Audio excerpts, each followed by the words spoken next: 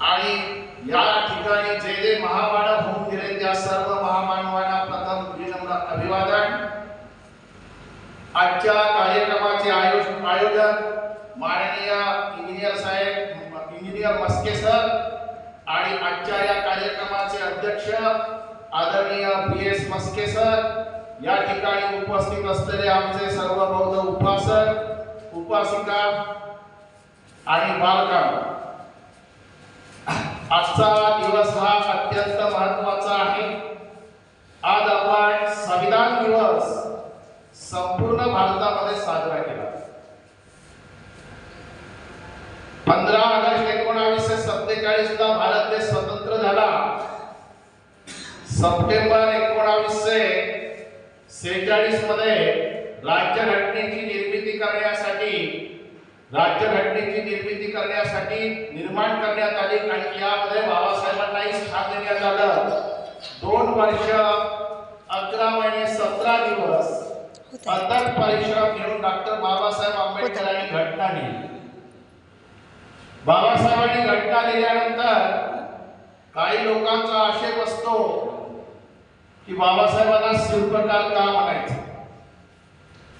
आपल्याला सांगू इच्छितो की ज्या दिल्लीच्या सभागृहामध्ये लोकसभेच्या सभागृहामध्ये एक पुरावा म्हणून तुम्हाला सांगता येईल की एका बाजूला राजेंद्र प्रसाद आहेत आणि त्या ठिकाणी डॉक्टर बाबासाहेब आंबेडकर, त्या बाजूला 4-5 लोक आहेत आणि डॉक्टर बाबासाहेब एकटे संविधान देत आहेत। जर यांना शिल्पकार का म्हणायचा हा मुख्य पुरावा आहे आणि तो आजही आपल्या लोकसभेमध्ये आणि अनेक फोटोच्या माध्यमातून आपल्याला पाहायला मिळतो। बाबासाहेबांनी ही घटना लिहिली ती 26 नोव्हेंबर 1949 ला भारताला सुपूर्द दिल्यानंतर लगेचच म्हणजे 25 नोव्हेंबरला त्यापूर्वी सुपूर्द करण्याच्या पूर्वी 25 नोव्हेंबरला डॉक्टर बाबासाहेब आंबेडकरांचा सत्कार करण्यात आला।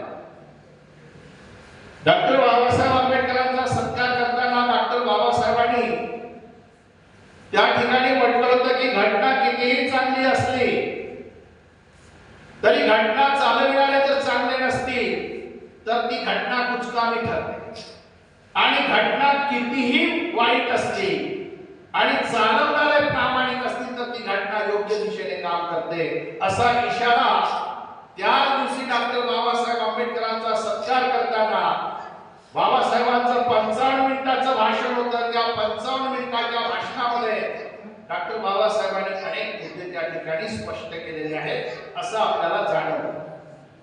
आयोजकांनी मला विषय दिलेला आहे आम्ही आणि भारताचे संविधान। आपण 26 जानेवारी 1950 पासून या राज्यघटनेची अंमलबजावणी करायला सुरुवात केलेली आहे हे आपल्या सर्वांना ज्ञात आहे। परंतु आपण याच्यापूर्वी आपल्या देशामध्ये राज्यघटना येण्यापूर्वी कायदे नव्हते का, हा एक विषय आहे। तर कायदे अवश्य होते। इंग्रजांनी काही कायदे केलेले होते, त्याच्या पुढचा पहिलेचा जर विचार केला तर काही राजेशाहीचे कायदे होते आणि त्याच्या पुढचा विचार केला तर इथे मनुचे कायदे। आणि मनुच्या कायद्यामध्ये आताच गाण्यामध्ये सांगितलं होतं की ब्राह्मण, क्षत्रिय, वैश्य आणि शूद्र अशा 4 विभागामध्ये वर्ण व्यवस्था विभागलेली होती आणि ज्योतिबा फुलेच्या शब्दामध्ये सांगायचं तर एक अतिशूद्र विभाग आणि तो विभाग आपण आणि बाबासाहेबांना शिक्षण घेतानाच इतके चटके बसले होते की वर्गाच्या बाहेर राहावं लागायचं। ज्या दिवशी सेवक नसेल, चपरासी नसेल त्या ठिकाणी तर बाबासाहेबांना पाणी पिता येत नव्हतं। पण त्याच ठिकाणी बाबासाहेबांना एक माणसामध्ये भेद करणारी, माणसामध्ये विषमता निर्माण करणारी ही व्यवस्था कुठेतरी नष्ट करण्याचं त्यांच्या मनात, त्यांच्या अंतःकरणामध्ये जाणवलं आणि म्हणूनच बाबासाहेब इतके मोठे एका अस्पृश्याच्या मुलाला घरात शाळेच्या बाहेर जाऊन शिकावं लागतं। माणसामध्ये ही भेदभाव करणारी, विषमता निर्माण करणारी व्यवस्था त्यांना नष्ट करायची होती। मग आता आपण पहिल्यांदा आपल्याला याच्यानंतर राज्यघटना जेव्हा आली तर आपण संविधान दिवस साजरा करत होतो का? तर संविधान दिवस साजरा करत नव्हतो। परंतु इझेड खोब्रागडे नावाचे प्रशासकीय अधिकारी होऊन गेले, यूपीएससी पास करून ते नागपूरच्या जिल्हा परिषदेमध्ये सीओ होते आणि त्यांनी असं ठरवलं की या राज्यघटनेचा जो सरनामा आहे तो खऱ्या अर्थाने राज्यघटनेचा मुख्य गाभा आहे आणि हा गाभा समाजापर्यंत पोहोचवला पाहिजे। यासाठी त्यांनी त्या काळामध्ये आश्रमशाळेमध्ये 2003 मध्ये सर्व आश्रमशाळांमध्ये संविधानाचा प्रास्ताविक वाचण्याला सुरुवात केली आणि त्यानंतर त्यांनी 2005 मध्ये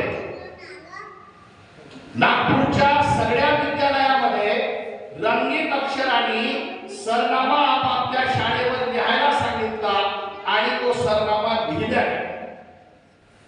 आणि एवढेच करून ते थांबले नाही तर महाराष्ट्र शासनाशी सतत प्रयत्न करून महाराष्ट्र शासनाला सतत निवेदन देऊन डिसेंबर 2008 मध्ये नोव्हेंबर 8 मध्ये एक जी आर काढला महाराष्ट्र शासनाने की हा जो सार्वजनिक ठिकाणी आहे प्रत्येक ठिकाणी 26 नोव्हेंबरला संविधान दिवस म्हणून साजरा झाला आणि मग तेव्हापासून भारतातलं पहिलं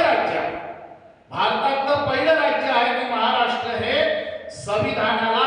संविधानाचा सरनामा प्रत्येक सार्वजनिक ठिकाणी साजरा करायला सुरुवात केली, वाचन करायला सुरुवात केली।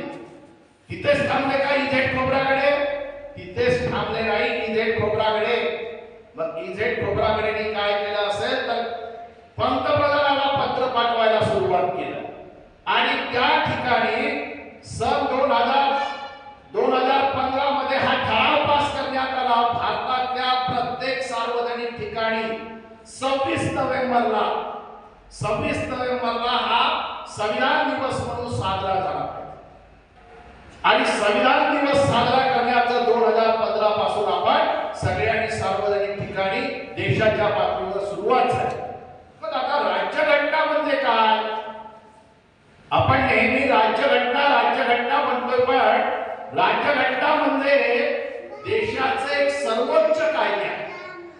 त्याच्यामध्ये राज्यघटनेमध्ये देशाचे सर्वोच्च कायदे आहेत, त्याच्यामध्ये नियम आहे, तत्व आहे, देशाच्या शासन व्यवस्थेचं स्वरूप आहे, देशाच्या जनतेचे अधिकार आहेत, सरकारच्या मर्यादा आणि सरकारचं कार्य आहे, नागरिकांचं हक्क आणि कर्तव्य निश्चित करणारा ग्रंथ म्हणजे राज्य, ज्याच्यामध्ये सर्वांचे अधिकार दिलेले आहेत। आणि मग ही घटना 26 जानेवारी 1950 ला अंमलात आणली। मग आपण संविधान दिवस साजरा करण्याचा मुख्य हेतू काय, उद्देश काय? आपल्याला माहिती असेल, सर्वांना माहिती आहे, तरी पण तेच ते आपण बोलत असतो।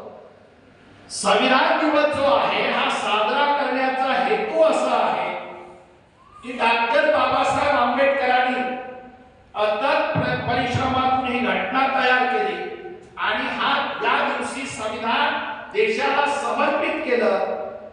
त्यांचा सन्मान करण्यासाठी आणि त्या उद्देशाने राज्यघटनेतील तत्व घराघरामध्ये पोहोचावी या उद्देशाने आपण संविधान दिन साजरा करण्याचं ठरवलेलं आहे।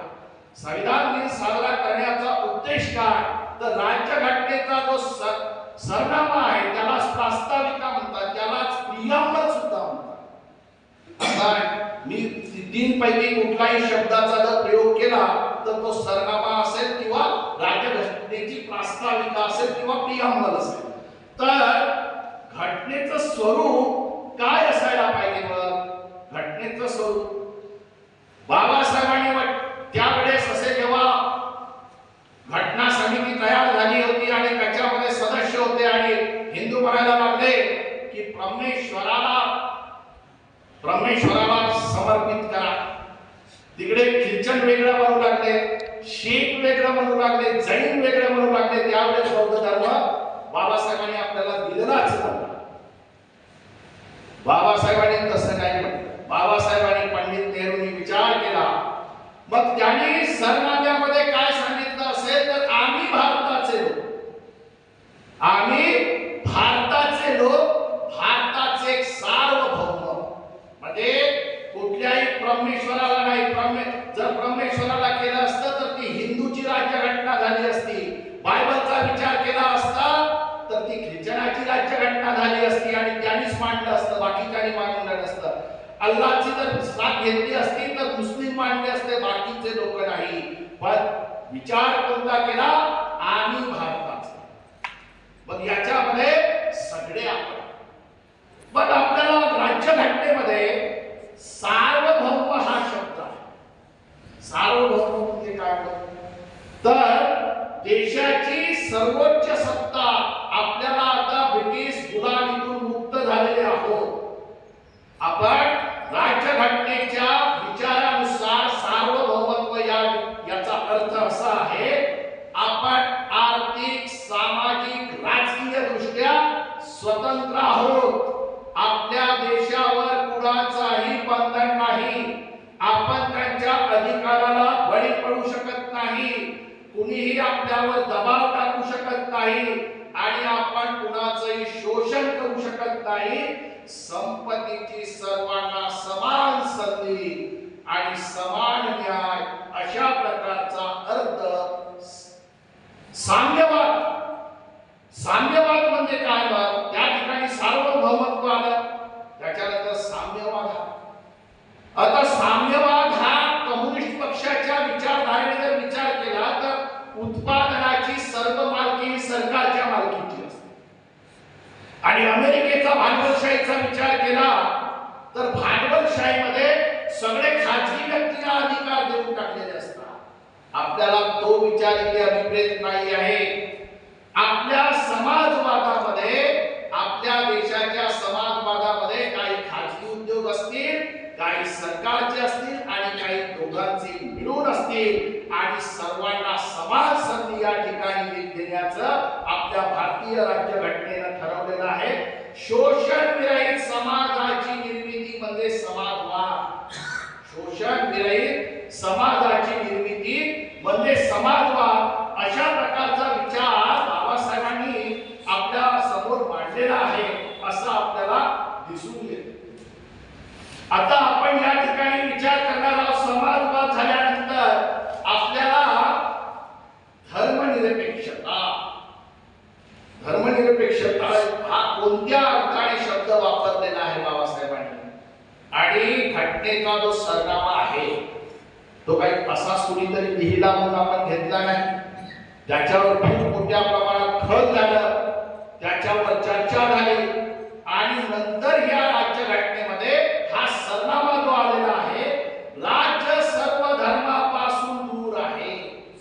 धर्मनिरपेक्षतेचा अर्थ काय आहे की राज्य हे सर्व कुठल्याही धर्माला राजाश्रय दिलेला नाही, कोणत्याही धर्माला विशेष मान्यता नाही आणि कुठलाही कोणत्याही धर्माचा किंवा आम्हाला भेदभाव करता येणार नाही. सर्वांसाठी सगळ्यांना एक स्वातंत्र्य दिलेलं आहे. राज्यघटनेने जरी धर्माला मान्यता दिलेली नसेल तरी प्रत्येकाला आपला धर्म सांभाळण्याचं स्वातंत्र्य दिलेलं आहे. आपल्या तुम्हाला एक उदाहरण सांगायचं झालं तर आपण कॅलेंडर पाहतो. कॅलेंडर मध्ये जैन धर्माचं जर असेल तर त्या दिवशी सरकारी सुट्टी असते. हिंदूच्या दिवाळी किंवा अनेक सण आहेत तेव्हा सुट्टी असते. सिखांचा धर्मगुरू असेल त्या दिवशी सुट्टी असते. बौद्धांचा असेल तेव्हा असते. मध्ये सांगण्याचा उद्देश असा आहे की सर्व धर्माला या ठिकाणी समानता प्रस्थापित केलेली आहे आणि या अर्थाने धर्मनिरपेक्षता हा शब्दाचा प्रयोग या ठिकाणी करण्यात आलेला आहे असं आपल्याला सांगता येईल. मध्ये कुठल्याही धर्माला भेदभाव करता नाही, सर्वांना धर्माचं राजकारण करता येणार नाही. पण आता आम्ही विचार करू की मोदी साहेब लोकसभेमध्ये किंवा आपल्या महाराष्ट्राच्या विधानसभेमध्ये आता त्यांचे बऱ्याच प्रकारचे धार्मिक कार्यक्रम व्हायला सुरुवात झालेली होती. हे खऱ्या अर्थाने आपल्या राज्य घटनेचा विरोध करणारी काम आहेत असं आपल्याला सांगता येईल. आता त्यानंतर तिथे लोकशाही हा शब्द प्रयोग दिलेला आहे. आता राज्य घटनेमध्ये लोकशाही म्हणजे आता अब्राहम लिंकनची व्याख्या आपल्याला जवळपास माहिती आहे, सर्वांना माहिती आहे. लोकांनी लोकांसाठी लोकांकडे चालवलेले राज्य म्हणजे लोकशाही होय. आता पहिलेचा राजा जो आहे, पहिलेचा राजा हा राजाच्याच पोटी जन्मला. पण आता ज्या लोकशाहीचा अर्थ आहे, गणराज्याचा अर्थ असा आहे की आताचा राजा हा मतदानाच्या पेटीतून तयार होणार आहे, जनतेच्या मताच्या पेटीतून निर्माण होणार आहे. गणराज्य म्हणून आपण गणराज्य आहोत. बाबासाहेबांना लोकशाहीची व्याख्या करताना असं म्हटलंय की बाबासाहेब म्हणतात की समाजामध्ये कुठल्याही प्रकारचा रक्तपात न करता, समाजामध्ये कुठल्याही प्रकारचा रक्तपात न करता आर्थिक आणि सामाजिक विकास म्हणजे लोकशाही होय. पण ती लोकशाही अजून गेल्या 75 वर्षामध्ये जरी आपले तुमचे आमचे विकास झाले असतील काही बोटावर मोजणाऱ्या इतक्या लोकांचे, परंतु अजूनही बराचसा समाज हा मागासलेला आहे. अजूनही आपले बांधव आपल्या बराबरीत आलेले नाही आहेत.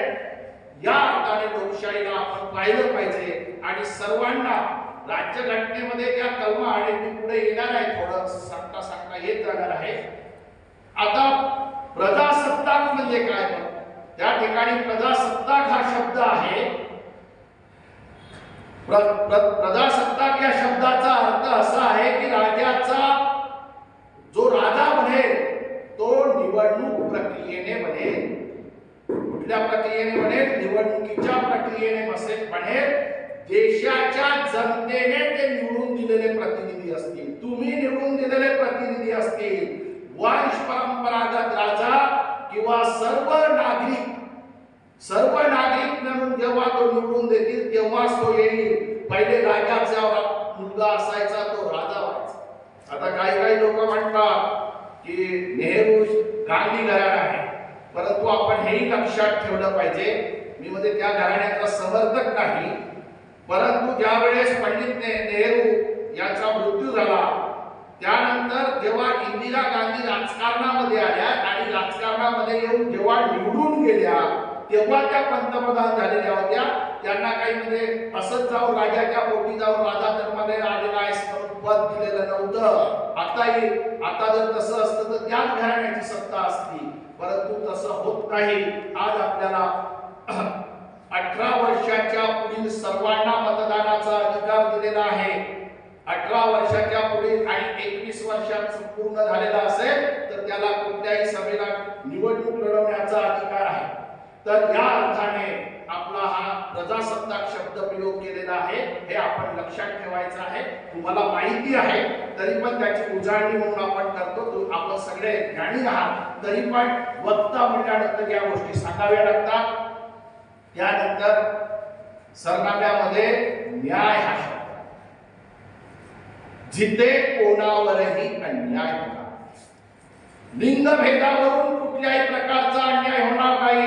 प्रत्येकाला संरक्षण आणि वागणूक मिळाली पाहिजे. प्रत्येकाला म्हणतो कुठल्या जातीचा आहे, धर्माचा आहे, कुठल्या पंथाचा आहे, हा विचार लोकशाहीमध्ये नको.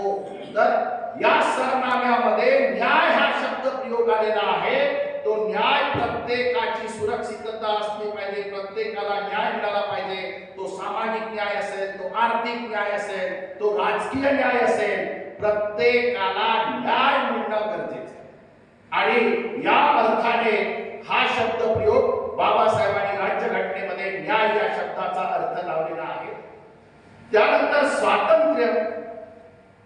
स्वातंत्र्य म्हणजे काय? मग स्वातंत्र्य म्हणजे आपल्याला वाटेल तसं वागता येईल का? ते म्हणजे स्वातंत्र्य का? अजिबात नाही. स्वातंत्र्य म्हणजे तुम्हाला निर्भीडपणे बोलता येईल, निर्भीडपणे वाचन करता येते, निर्भीडपणे तुम्हाला एखादी संघटना बांधता येते, तुम्हाला बोलण्याचा अधिकार आहे, तुम्हाला श्रद्धा ठेवण्याचा अधिकार आहे, तुम्हाला एकत्रित येण्याचा अधिकार आहे, त्याचबरोबर मुक्तपणे फिरण्याचा अधिकार आहे. एका राज्यातून दुसऱ्या राज्यामध्ये आपण जाऊ शकतो. संस्था स्थापन करण्याचा अधिकार आहे. भारतभर मुक्तपणे तुम्हाला जाण्याचा अधिकार आहे. कुठेही आपल्याला संपत्ती मिळवण्याचा अधिकार आहे. तुम्हाला स्वातंत्र्य हा सगळा आहे, परंतु भेदभाव कुठलाही करता येणार नाही. पण कायद्यापुढे सर्व समान आहे. कायद्यापुढे मध्ये स्वातंत्र्याचा अर्थ आपण इतरांना त्रास न देता वाटेल तसं वागता येईल, त्याला स्वातंत्र्य या अर्थाने. माझ्या पुढे इतरांना त्रास होणार नाही अशा प्रकारचं वागणं म्हणजे स्वातंत्र्य आहे. अशा अर्थाने आपल्या याच्यामध्ये आपल्याला प्रत्येकाला आपल्या धार्मिक स्थळामध्ये जाता येतं. हिंदूला हिंदूच्या याच्यामध्ये जाता येतो, बौद्धांना बौद्धाच्या विहारामध्ये जाता येतो, ख्रिश्चनांना त्यांच्या याच्यामध्ये जाता येतो, सिखांना त्यांच्यामध्ये जैनांना जैनाकडे जाता येतो. म्हणजे त्यांचे धर्म आहे ते त्या ठिकाणी त्यांना टिकवण्याचा आणि त्यांना पुढे नेण्याचा पूर्ण वाव आपल्या राज्यघटनेने दिलेला आहे. आता आपला आहे समता. समता म्हणजे कायद्यापुढे सर्व समान वागणूक. मग देशाचा पंतप्रधान असो की गल्लीमधला एखादा भिकारी असो, एखादा गरीब असो, एखादा कुणीही असो, कायद्यापुढे सर्व समान आहेत. कायद्यापुढे सर्वांना समान वागणूक दिली जावी अशा अर्थाने ते हे केलेलं आहे. कायदा हा सर्वांसाठी एक आहे या अर्थाने तो वापरलेला आहे. कोणत्याही प्रकारचा भेदभाव करता येत नाही. कलम 14 ते 18 जे लिहिलेले आहे ते सर्व कायद्यापुढे सर्व समान आहे. आणि 14 ते 18 या कलमा सांगतात कायद्यापुढे समान, कुठलाही भेदभाव करता येत नाही, सर्वांना समान संधी आहे, अस्पृश्यता नष्ट करण्यात आली. आज जर कोणी अस्पृश्यता मानत असेल तर कलम 18 नुसार त्याच्यावर कारवाई होऊ शकते.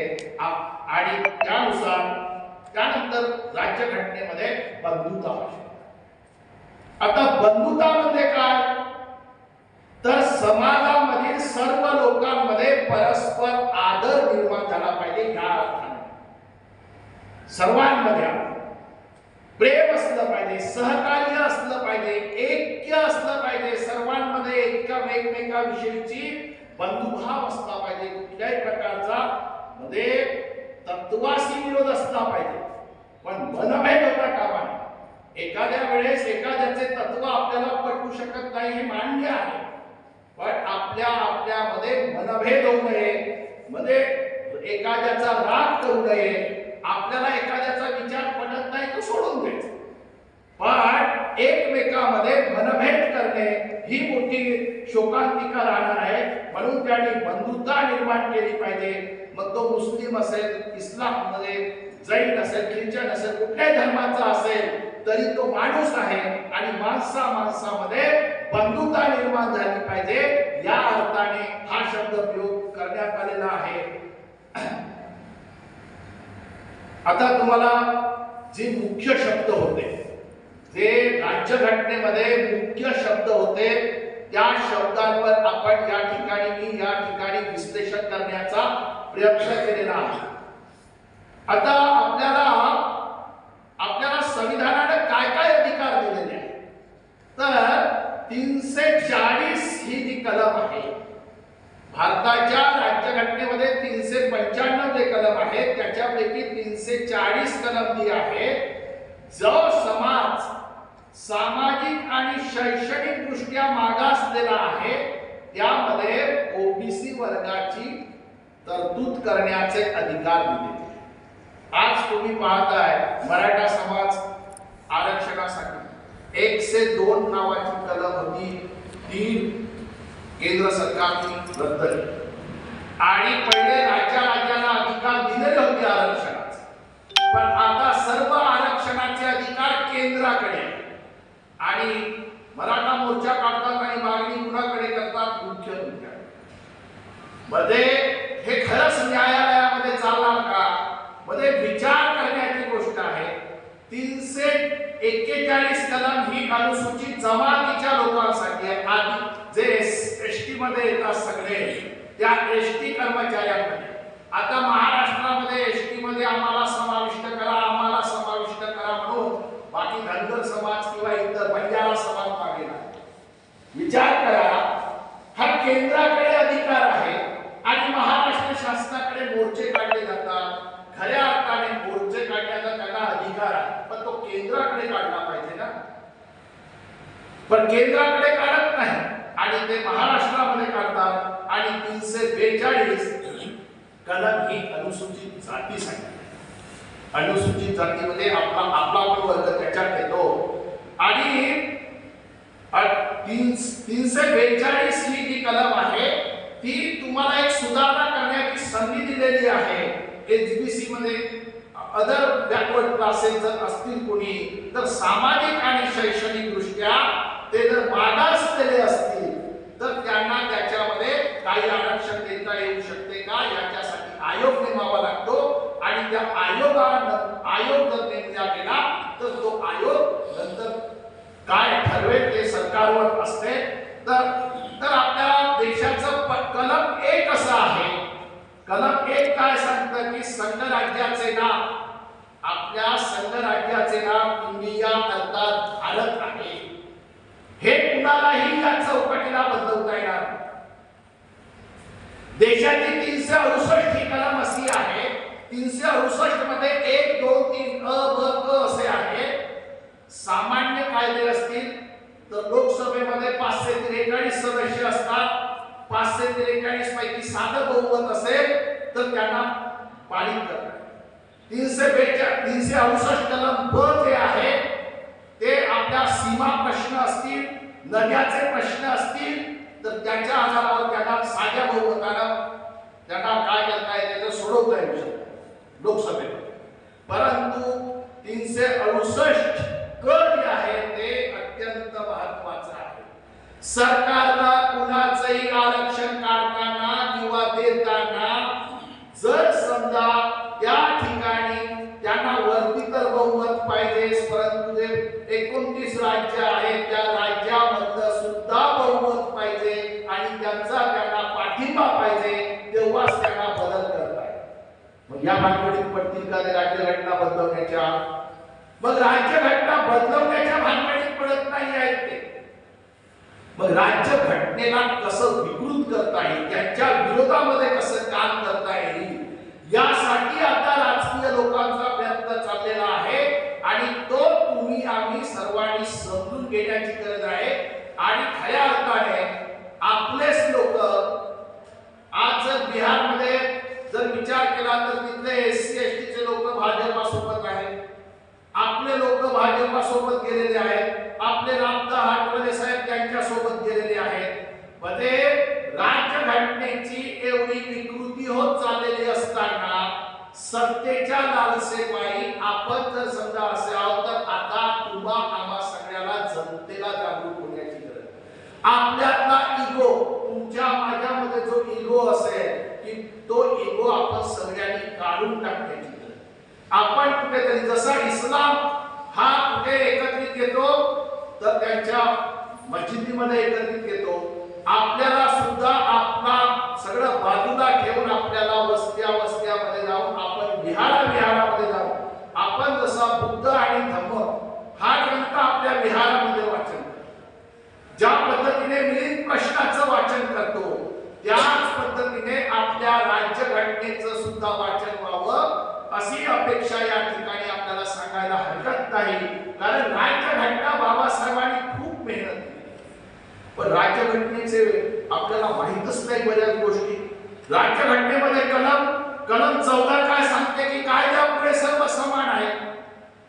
जो सरनामा आहे त्या सरनाम्यामध्येच तिकडे कलमा लिहिलेले आहे.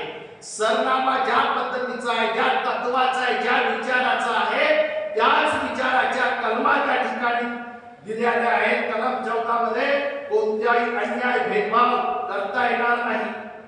कलम 15 काय सांगते? भेदभावाविरुद्ध संरक्षण तुम्हाला मिळेल. धर्म, वंश, जात, लिंग, जन्मस्थान या आधारावर आपल्याला कुठल्याही प्रकारचा भेदभाव करता येणार नाही. कलम 19 नागरिकांचे हक्क सांगितलेले आहेत त्याच्यामध्ये, आणि कलम 20 जो आहे फौजदारी अपराधाबद्दल नागरिकांचे संरक्षण, अशा वेगवेगळ्या कलमा मध्ये 1 ते 35 या ज्या कलमा आहेत या मूलभूत कलमा आहेत, आणि या मूलभूत कलमा आपल्या सर्वांना माहीत असायला पाहिजे, त्याचं विश्लेषण व्हायला पाहिजे. एका तज्ञ व्यक्तीला घेऊन आपण त्यांचं विश्लेषण केलं पाहिजे, तर राज्यघटना, नाहीतर सरनामा वाचण्याचं सार्वजनिक ठिकाणी सुरू झालं. पण काही ठिकाणी आता काही लोक जे आहेत, काही संघाचे जे बाकीचे लोक आहेत, ते राज्यघटनेमध्ये पंथ धर्मनिरपेक्षता याऐवजी पंथनिरपेक्षता हा शब्द आणण्याचा प्रयत्न करत आहे. आणि गवई साहेबांनी जाता जाता सांगितलेलं आहे की धर्मनिरपेक्षता हा शब्द आपल्या राज्यघटनेचा आत्मा आहे, आणि तो आत्मा जर काढून टाकला तर हे कुठलं तरी धर्माचं राष्ट्र होईल, आणि हे धर्माचं कुठलं राष्ट्र व्हायचं नसेल. कारण इथे बाबासाहेबांनी घटना लिहिताना सर्व जाती धर्माचे लोक एका गुन्हा गोविंदाने या ठिकाणी नांदले पाहिजे, या उद्देशाने ती राज्यघटना तयार केली. आणि विकृत राजकीय लोक हे राज्यघटनेला विध्वंस करण्याचा प्रयत्न करत आहेत. यासाठी आपल्याला सगळ्यांनाच या ठिकाणी जागरूक होण्याची गरज आहे, आणि सर्वांना आपल्याला एक होण्याची गरज आहे. या ठिकाणी आपण सगळ्यांना ही उद्देशिका आहे, ती उद्देशिकेचं वाचन करतो, आणि आपण नंतर तर अशा प्रकारची जी संविधान आहे, तर या संविधानाची संरक्षण करण्याची, आता तुम्हाला एक सांगतो की युरोपियन राष्ट्रामध्ये जर विचार केला तर महिलांना मतदानाचा अधिकार नव्हता त्या राष्ट्रांमध्ये. त्या लोकांना मोठा संघर्ष करावा लागला, त्या महिलांना संघर्ष करावा लागला, आणि न्यूझीलंडमध्ये 1893 मध्ये त्यांना महिला मतदानाचा अधिकार मिळाला. ऑस्ट्रेलियामध्ये 1902 मध्ये, फिनलंडमध्ये 1906 मध्ये, आणि नॉर्वेमध्ये 1913 मध्ये मतदानाचे अधिकार मिळाले. त्यांना खूप संघर्ष करावा. भारतातल्या स्त्रियांना संघर्ष करावा लागला का? भारतातल्या स्त्रियांना कुठल्याही प्रकारचा संघर्ष न करता डॉक्टर बाबासाहेब आंबेडकरांनी 1950 पासून जेव्हा राज्यघटना अंमलात आणली, त्यावेळेस पासून स्त्री आणि पुरुषांना समानतेचा अधिकार दिला. आणि जे मनूचे कायदे होते ते मनूचे कायदे बेकायदेशीर केले. परत मनूचा कायदा येण्याची शक्यता नाकारता येत नाही. यासाठी आपण सर्वांनी सजग राहण्याची गरज आहे. आपली संख्या भरपूर आहे, जवळपास महाराष्ट्रामध्ये आपले 1.5 कोटीच्या वर लोकसंख्या आहे, पण आपणही गटात विचारामध्ये विभागलेले आहोत. कुणीतरी आपल्याला प्रमुख नेता, प्रमुख विचारामध्ये आणण्याची गरज आहे, आणि ती जर झाली तर निश्चितपणे आपले पण बाबासाहेब त्या काळामध्ये 13 खासदार निवडून आणायचे मधुर पक्षाच्या माध्यमातून, आणि आज आपला लोकसभेमध्ये एकही खासदार जात नाही, आणि ही मोठी शोकांतिका आहे. आपण सर्वांनी या ठिकाणी शिकलेल्या वर्गाने विचार करण्याची गरज आहे असं मला वाटतं. मला खरं तर मी शाळेमध्ये भाषण हेच देणार, आणि मस्के सरांना वाटलं की जर मला माझी तयारी आहे आणि कुणी वक्ता नसेल तर मी तुम्हाला उपलब्ध आहे. आणि आमचं ठरलं होतं की संध्याकाळी, पण सरांनी मला 8 दिवसात काहीच कळवलं, आणि 8 दिवसात काहीच कळवलं नाही. मला वाटलं आहे की नाही का कार्यक्रम, म्हणून एक संध्याकाळी मी दुसरा कार्यक्रम शिकला. मग सरांचा मला फोन आला की सर संध्याकाळी आपण आहात. मी म्हटलं सर असं झालं. तर मग सर म्हणे की बरं ठीक आहे, आपण आज दुपारी कार्यक्रम घेऊ.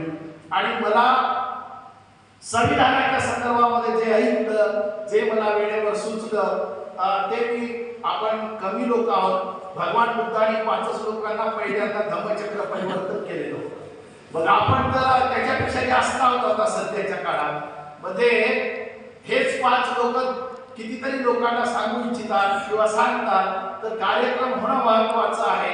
आणि हा संविधान दिवस एक कविता आहे छोटीशी, ती वाचतो आणि मी माझं भाषण या ठिकाणी संपवितो. संविधान का पालन करे यही राष्ट्र का मान है. संविधान का पालन करे यही राष्ट्र का मान है. हर नागरिक का अधिकार, हर नागरिक का अधिकार, कर्तव्यों का सम्मान है, कर्तव्यों का सम्मान है. संविधान की रोशनी में बढ़ते रहे, संविधान की रोशनी में बढ़ते रहे हम, न्याय और समानता के पथ पर चलते रहे हम, न्याय और समानता के पथ पर चलते रहे हम. संविधान है हमारा, संविधान है हमारा जो सिखाता हमें अधिकार, संविधान है हमारा जो सिखाता हमें अधिकार. हर नागरिक का यह कर्तव्य है. ये संविधान है प्यारा, ये संविधान है प्यारा. संविधान दिवस पर ये संकल्प दोहराए, न्याय और समता का दीप जलाए, न्याय और समता का दीप जलाए. जय हिंद, जय बुद्ध, जय भारत.